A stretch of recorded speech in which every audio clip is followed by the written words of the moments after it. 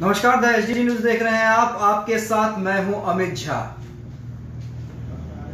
हमारे साथ अभी वीआईपी के राष्ट्रीय अध्यक्ष मुकेश सहनी हैं। मुकेश सहनी से लगातार बात होते रहती है, लेकिन इसलिए भी बात करना अब जरूरी हो गया है क्योंकि एक तरफ जहां महागठबंधन में बार बार ये बात होती है कि महागठबंधन में सब कुछ ठीक ठाक नहीं चल रहा है, लेकिन एनडीए में सब कुछ ठीक ठाक नहीं चल रहा है। ऐसे में क्या सोचते हैं मुकेश सहनी? और सबसे बड़ी बात, जो सबसे बड़ा सवाल ये रहेगा कि कोरोना संकट के बीच क्या अब बिहार की राजनीतिक पार्टियां चाहती हैं कि अगर चुनाव में डिले हो तो हो, लेकिन पहले बिहार की जनता सुरक्षित रहे।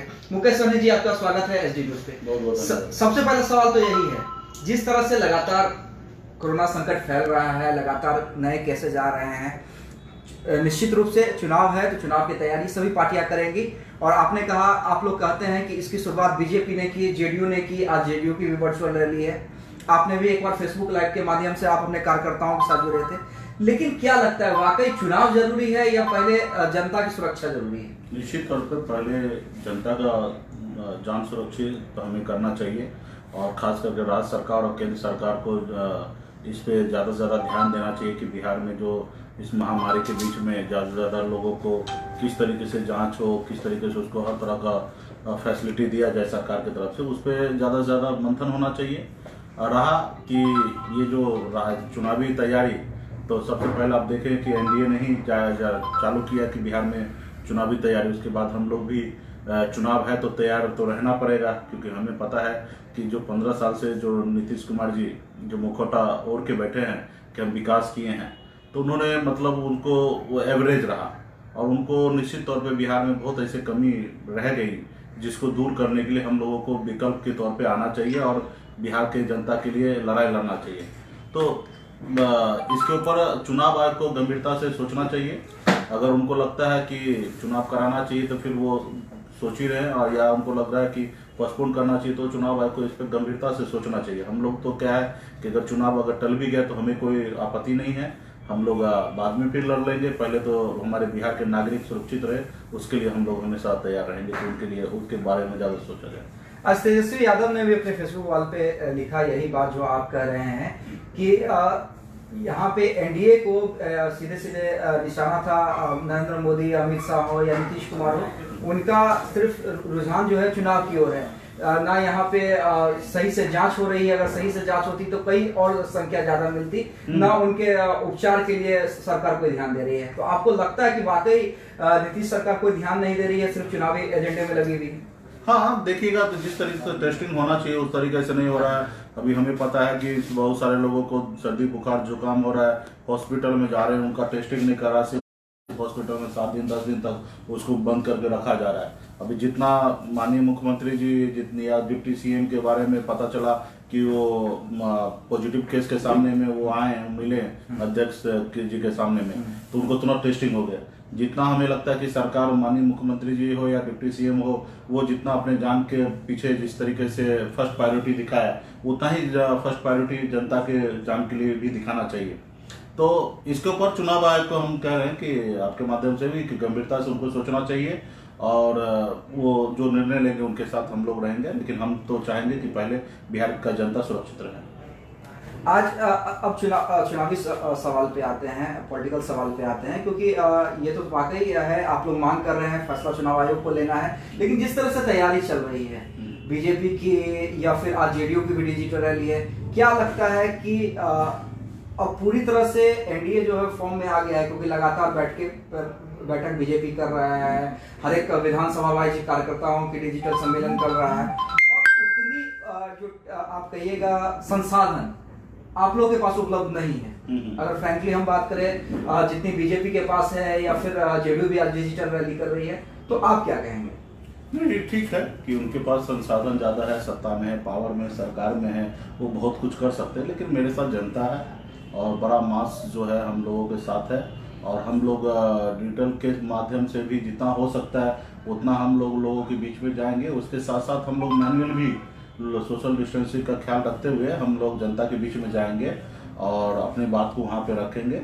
और निर्णय तो जनता को लेना है। उन्होंने 15 साल देखा है बिहार में किस तरीके से नीतीश कुमार झूठे एक 15 साल का आतंक दिखा के जंगल राज झूठा जंगल राज दिखा के 15 साल से राज कर रहे हैं और कुछ बिहार के लिए विकास नहीं कर रहे। आज भी युवा दर दर भटक रहा है दूसरे राज्य में जाके काम करने के लिए। जब भी बिहार में नीतीश कुमार जी आए तभी बिहार पे 39,000 करोड़ रुपया का कर्ज था और आज ये बढ़ के 1,68,000 करोड़ का कर्ज हो गया। तकरीबन 1.25 लाख करोड़ रुपया कर्ज ले लिया बिहार के ऊपर, हर एक नागरिक के ऊपर 15,000 रुपया कर्ज चढ़ा दिया। तो हम सरकार से पूछना चाहेंगे माननीय मुख्यमंत्री से, ये 1.25 लाख करोड़ रुपया कर्ज लेके आखिर आपने क्या किया? आज जितना हम एजुकेशन पे खर्च नहीं करते हैं उससे अधिक पैसा 11,000 करोड़ रुपया सालाना हम लोन भरते हैं, इंटरेस्ट भरते हैं। तो ये सब चीजों को दिखाना पड़ेगा कि बिहार को आप गड्ढे में डाल दिए। अभी बिहार को 1.25 लाख करोड़ रुपया जो कर्ज में है वो कब चुकेगा, कौन चुकाएगा? तो मतलब ये सारे चीजें को आप अगर बिहार को अगर बोल रहे हैं कि हम बेहतर किए तो ये तो कर्ज होना नहीं चाहिए था, उल्टा आप चुका देते। अभी 1.25 लाख करोड़ रुपया कर्ज मतलब बड़ी रकम है बिहार के लिए, हर नागरिक पे 15,000 रुपया कर्ज चढ़ा दिए। तो इसके लिए हमें सरकार को खास करके जवाब देना चाहिए और इसके लिए हम लोग मैदान में आएंगे और जनता के बीच में जाएंगे, सारे बातें रखेंगे। अब जनता युवा को, खास करके बिहार के युवा को भी सोचना है कि अभी उनके झूठे झांसे में आना है कि सही में बदलाव हो। नहीं, मुकेश सहनी जी, आप बदलाव की बात कर रहे हैं और आपने ये भी कहा कि 15 साल के शासन को बार बार दिखला के, क्योंकि 15 साल तो नीतीश कुमार के भी हो गए। लेकिन तेजस्वी के माफी को किस तरह से देखते हैं? क्या उसे आप लाइट लेते हैं कि हाँ, तेजस्वी ने एक डेकोरम में ये बात कह दी कि वाकई माफी के पीछे तेजस्वी की बड़ी सोच है, वो भी चाह रहे हैं आरजेडी में बड़ा बदलाव करने का, या वाकई जो उनके शासन में? देखिए, एक आपके गांव में कहावत है कि एक झूठ को अगर 100 बार एक झूठ को 100 बार झूठ में बदल दीजिए तो झूठ में पहुंच जाता है। तो क्योंकि उस समय में सामाजिक न्याय को मजबूती देने वाला आदरणीय श्री लालू प्रसाद जी ने अपने अनुकूल बिहार को बहुत ही बेहतर चलाया। आज जितना बिहार का बजट है 2.25 लाख करोड़ रुपया, इतना माननीय लालू जी ने 15 साल में खर्च नहीं किए और वो अपने अनुकूल बिहार को जितना अच्छा चलाना चाहिए था चलाया गया। उनके बावजूद भी सामाजिक न्याय के भी मजबूती से वो पालन करवाए। हाँ, क्या होता है कि जब ये सत्ता पक्ष होता है, विपक्ष होता है, तो दोनों में आपस में नोकझोंक होता ही है। तो उस समय में जो विपक्ष में होगा वो नोकझोंक तो करते ही होंगे। आज उन्होंने क्या किया कि उनके पास ज्यादा रहा तो इसको दूसरे एंगल में बदल दिए, ठीक है, और हम लोगों को उतना परवाह नहीं रखा गया।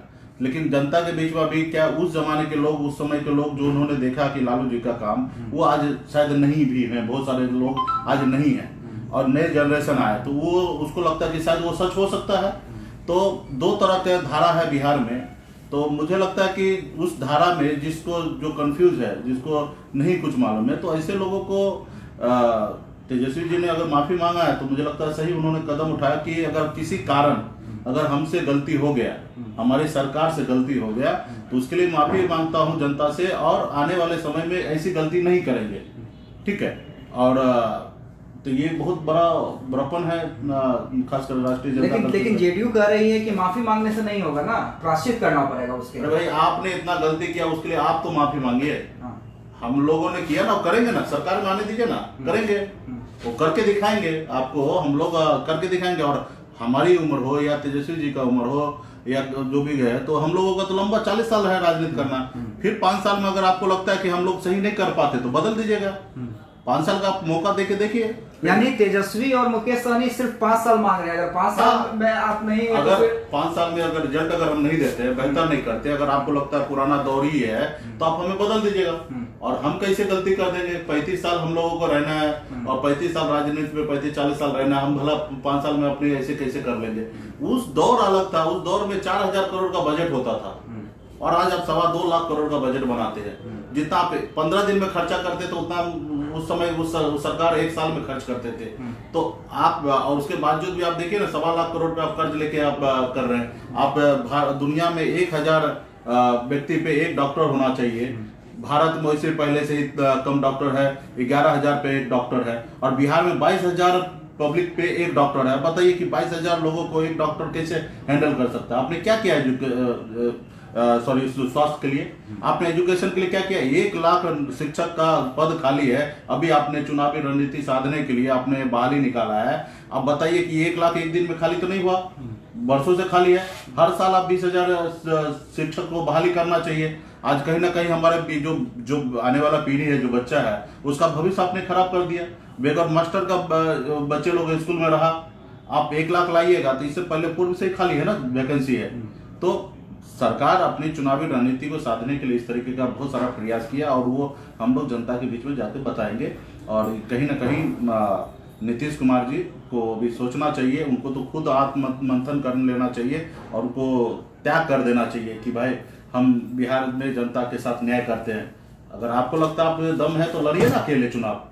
देखिए केजरीवाल जी ने 5 साल सरकार चलाया, अकेले मैदान में उतरे और फिर फुल बहुमत के साथ सरकार बनाए। आपको लगता है 15 साल आप अच्छा काम किए तो फिर डर किस बात कर रहे हैं? बिहार में अकेले चुनाव लड़के देखिए, और आपने लड़ा भी था 2014 में अकेले, 15% भी वोट नहीं आया। और मेरी पार्टी 1 साल भी नहीं हुआ, हम 15% वोट लाके आपको सिमरी बख्तियारपुर में चुनाव हरा दिए। तो जनता के बीच में इस तरीके से पकड़ बनाया जाता है। अगर वाकई में अगर जनता में काम कीजिएगा तो लोग आपको आगे लेके आएंगे। तो अगर आपने मुख्यमंत्री अच्छा काम किया है तो आप अकेले मैदान में चुनाव में आइए और फिर आपको पता चल जाएगा आप कितना अच्छा काम किए हैं। मुकेश सहनी जी, लेकिन सवाल यही है कि जब आप लोग कोई भी बात करते हैं, आरजेडी का स्थापना दिवस भी था, आपने देखा होगा कि 28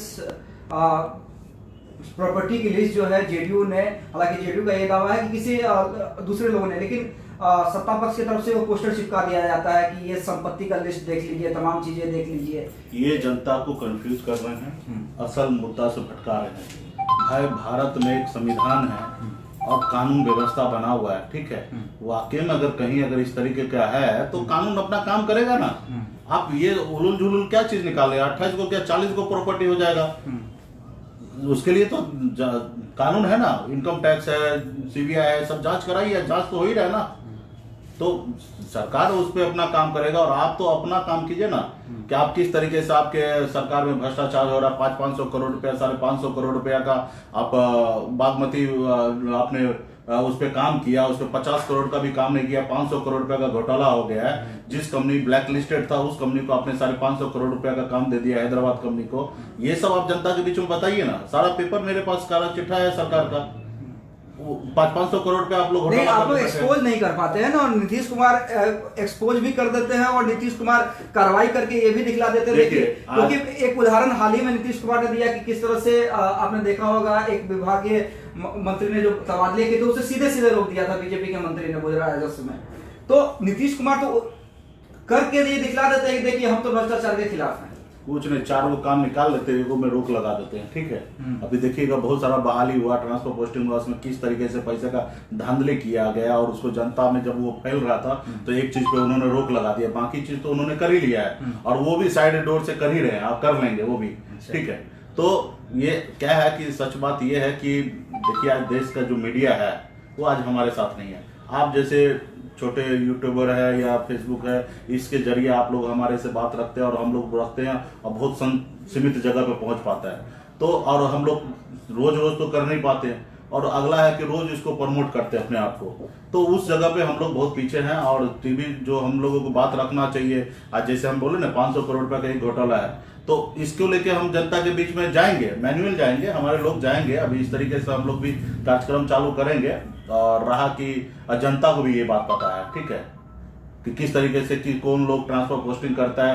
आप एक गांव में पंचायत में पहुंच जाइए और पूछिए कि जेडीयू में अगर हमें ट्रांसफर पोस्टिंग करना और ये काम कराना तो किससे मिलना है, तो वो बोल देगा कि इस व्यक्ति से आप मिलिए।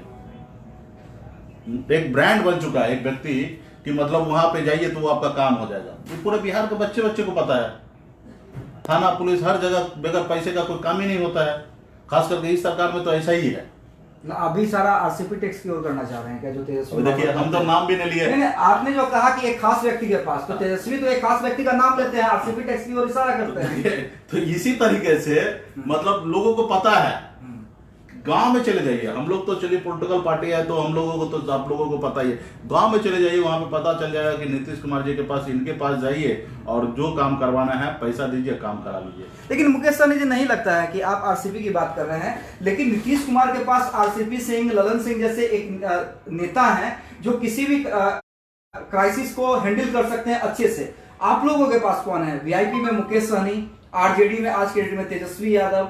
तो आप लोग के पास कौन ऐसा नेता है जो क्राइसिस मैनेजमेंट कर सके? नीतीश कुमार के पास तो है, ललन सिंह है, आरसीपी सिंह है, जो आपने देखा होगा कि ललन सिंह ने ही पूरी प्लॉटिंग की थी कि आरजेडी को कैसे तोड़ा जाए। आरजेडी में उनके पास क्राइसिस दूर करने के लिए पास संसाधन लाते हैं, खर्च करते हैं और वो पूरा व्यवस्था कर लेते हैं। हम लोगों के पास कोई ऐसा सोर्सेस नहीं है। अभी हमें खुद ही जूझना है लोगों से सहयोग लेकर। तो भला वो लोग के पास है तो वो कर रहे हैं ऐसा, हमारे पास वो व्यवस्था ही नहीं तो कोई रह के क्या कर लेगा। अच्छा, अब आते हैं आपके सहयोगी जीतन राम मांझी जी पे। 10 तारीख को कोर कमेटी की बैठक उन्होंने बुला ली है। मनाने की तैयारी है कि अब पूरी तरह से है कि अब डिसीजन मांझी जी को लेना है? न, पूरी तरीके से डिसीजन मांझी जी को लेना है। ठीक है, मनाने का क्या है यहाँ पे? इसमें कोई किसी का कोई शादी ब्याह हो रहा है, बेटा बेटी का, कि निमंत्रण नहीं मिला, लेट हो गया, उसके लिए आपको फोन करे, उनको मिलाएं, कहीं ऐसे चूक हो गया। भाई पॉलिटिकल पार्टी आपका है, सब पार्टी है, सबका विचारधारा अगर मिल रहा है तो एक जगह आइए। अगर आपका विचारधारा नहीं मिल रहा है तो आप अपना अलग रह के काम कीजिए। अगर आपको लगता है अकेले बिहार में 243 जगह लड़के चुनाव जीत सकते हो तो अकेले लड़िए। अगर आपको लगता है कि नहीं जीत सकते 243 जगह तो महागठबंधन में रहिए, यही एक ऑप्शन है। दूसरा, बाकी उनकी पार्टी का तो वो निर्णय लेंगे ना, उसमें हम क्या कर सकते हैं। मेरी पार्टी राष्ट्रीय जनता दल के साथ, महागठबंधन के साथ है मजबूती से, और समय रहते हुए हम लोग सब चीज कर लेंगे। लेकिन मुकेश सहनी जी ठगे हुए महसूस कर रहे हैं ना मांझी जी। जिस मांझी जी के साथ आप बैठक किया करते थे, कुशवाहा जी बैठक किया करते थे, आज वो अकेले पर हैं। कोऑर्डिनेशन कमेटी की मांग तो आप लोग भी करते थे, मांझी जी भी कोऑर्डिनेशन कमेटी की मांग कर रहे हैं। वो कह रहे हैं कि हमारी सुनी ही नहीं जा रही है। तो सब चीज होता है टाइमिंग पे। ठीक है, हम भी चाहते हैं, वो भी चाहते थे, तो इसका ये मतलब थोड़े है कि पब्लिक के बीच में जाके बहुत कुछ बोलना है। ठीक है, इन घर की बात है, घर में रहेगा, घर में सारी चीज होता है। आज तो हम कंफर्टेबली हम लोग बात करते हैं ना, कांग्रेस पार्टी हो या उपेंद्र कुशवाहा जी हो, राष्ट्रीय जनता दल हो, सब जगह तो हम लोग एक दूसरे से संपर्क में है, ये बात हो ही रहा कि कोऑर्डिनेशन कमेटी अभी भी बीच में हम लोग जब वीडियो कॉन्फ्रेंसिंग के साथ बैठक किए तो सारे पार्टी तो वहां पे जुड़े ही हैं। रहा कि उस चीज के लिए है तो उसके लिए भी बन जाएगा, कोई बहुत बड़ा बात थोड़ा है। जब बैठेंगे तो उसमें भी बात कर लेंगे। रहा कि जब कोऑर्डिनेशन कमेटी बनेगा, कोऑर्डिनेटर कमेटी बनेगा और उस कमेटी का अध्यक्ष जो होगा वो लालू जी ही होंगे। डिसीजन पावर जो होंगे वो लालू जी के पास होंगे। भला उस कमेटी में दूसरे को कैसे हम डिसीजन मेकिंग ले लेंगे? भाई सबसे बड़ी पार्टी जो है वही डिसीजन लेंगे ना कि किनको कितना सीट देना है, कहाँ देना, कैसे एडजस्टमेंट करना है, वो सब उनको ही सोचना है। अभी भला उसमें कोई अगर इंटरफेयर करे कि ना हमको बना दीजिए, हम बनना चाहेंगे, तो ऐसा कैसे हो सकता है? तो कुछ इस तरीके से बात। कांग्रेस बड़ी बैठक करने जा रही है 8 तारीख को, उस पर मांझी जी की नजर है कि भाई कांग्रेस क्या डिसीजन लेती है। और सूत्रों के हवाले से जो खबर मिल रही है कि बिहार के चुनाव पे तो चर्चा होगी ही, इस बात पे भी चर्चा होगी कि आरजेडी को कैसे बैलेंस किया जाए और तेजस्वी यादव को कैसे बैलेंस किया जाए, क्योंकि तेजस्वी यादव तो किसी को भाव ही नहीं दे रहे हैं। तो क्या आपको लगता है कि वाकई सामंजस्य बैठ पाएगा? मुझे नहीं लगता ये सब चीजें कांग्रेस पार्टी का। शक्ति सिंह गोहिल ने बयान दिया ना कि भाई तेजस्वी फाइनल नहीं है केस के रूप में। ठीक है, ये उनका अपना राय है। रहा कि अभी जो बैठक है कांग्रेस पार्टी का बैठक है, ठीक है, वो अभी इंटरनल क्या बात करते हैं वो उनका मतलब ये है। अभी हम लोगों ने जो लास्ट पिछले टाइम हम लोग जब वीडियो कॉन्फ्रेंसिंग के साथ बैठे, कांग्रेस के बड़े नेता मतलब लोग उसमें शामिल हुए थे। सत्य सिंह जी भी थे, बिहार के मदन मोहन झा जी भी थे, और वहाँ से वेणुगोपाल जी थे, अहमद पटेल साहब थे। तो सारे लोग हम लोग थे और उसमें कोई बात विवाद नहीं है कि अहमद पटेल साहब खुद बोल दिए कि इस पे सीएम के चेहरा के लेके ज्यादा बात विवाद करने की कोई आवश्यकता नहीं, आप लोग सिर्फ काम कीजिए। और ये अंडरस्टूड है, जिसके पास ज्यादा विधायक होगा वो सीएम होंगे। तो ये तो इसमें कोई दौड़ा है। राष्ट्रीय जनता दल का सबसे बड़ा विधायक होंगे, सबसे ज्यादा सीट पे लड़ेंगे और सबसे ज्यादा विधायक उनके होंगे। उन्होंने तो इशारा कर चुका है, मतलब ठीक है। रहा कि कुछ चीजें क्या होता है कि जब सब चीज क्लियर होगा उस साथ में सब चीज क्लियर होना चाहिए, यही बात हम भी मानते हैं। और उससे पहले ठीक है, अभी रहा कि बिहार में लड़ाई लड़ने के लिए जो जिसके पास ज्यादा सबसे बड़ा ताकत है उसी को आगे लाना पड़ेगा ना, आगे करना पड़ेगा ना। भला उसके सामने में कमजोर आगे कैसे खड़ा हो जाएंगे? अच्छा, मांझी जी अगर जाते हैं, सीधे सीधे मेरा सवाल है, मांझी जी जाते हैं तो चिराग पासवान का स्वागत करेंगे क्या? क्योंकि चिराग पासवान भी एनडीए से नीतीश कुमार से खासे नाराज हमारा चल रहा है, क्या ये कोशिश रहेगी कि चिराग पासवान से बात करके जो उनका वोट बैंक है उन्हें सम्मान देके यहाँ पे लाया जाए? देखिए, पहले वो जाएंगे तब सोचा जाएगा। वो आज हमारे महागठबंधन में है और वो अभी तक हैं, ठीक है। अभी कोई ऐसा निर्णय नहीं लिए कि हम जाएंगे, ठीक है। वो हैं, पहले तो हैं तो उनका स्वागत है। रहा कि जब जाएंगे तब हम सोचेंगे ना, अभी तो वो हमारे साथ हैं। रहा कि किन्हीं को आना है तो सबसे पहले महागठबंधन है, तो एक पार्टी नहीं है किसी के साथ है, ये महागठबंधन है कि पहले इच्छा जाहिर करें कि हमको गठबंधन में आना है। और जब आने का इच्छा जाहिर करेंगे तब हम लोग सोचेंगे। उससे पहले हमको क्या सोचना है, हम लोग थोड़े कमजोर हैं किसी से। हमारे महागठबंधन बहुत मजबूत है, ठीक है। जो मोदी जी को, खास करके नीतीश जी को हराने के वाला, जो खास करके एनडीए के लिए जो विचारधारा बिहार में है, जो पॉलिटिकल पार्टी है, उन सभी को हम स्वागत करते हैं कि आइए और एनडीए को हराइए, एक नया बिहार बनाइए। चलिए, हमारे साथ वीआईपी के राष्ट्रीय अध्यक्ष मुकेश सहनी थे। फिर इशारों में उन्होंने यही बात कही कि अभी तो मांझी जी हैं, रहें तो अच्छा है, जाए तो कोई दिक्कत भी नहीं है। जो बॉडी लैंग्वेज है वो महागठबंधन के तमाम बड़े दलों का यही है कि अब मांझी जी को ज्यादा बर्दाश्त करने के मूड में ना आरजेडी है, ना वीआईपी है, ना कोई अन्य दल है। लेकिन अब मांझी क्या करते हैं वो 10 तारीख को पता चलेगा। लेकिन उससे भी बड़ी बात कि कोई भी पॉलिटिकल पार्टी अभी ये नहीं चाह रही है महागठबंधन के अंदर कि अभी चुनाव में जाया जाए। अगर चुनाव होते हैं तो ठीक है, और नहीं भी होते हैं तो इससे महागठबंधन के पार्टियों को कोई ज्यादा दिक्कत नहीं है।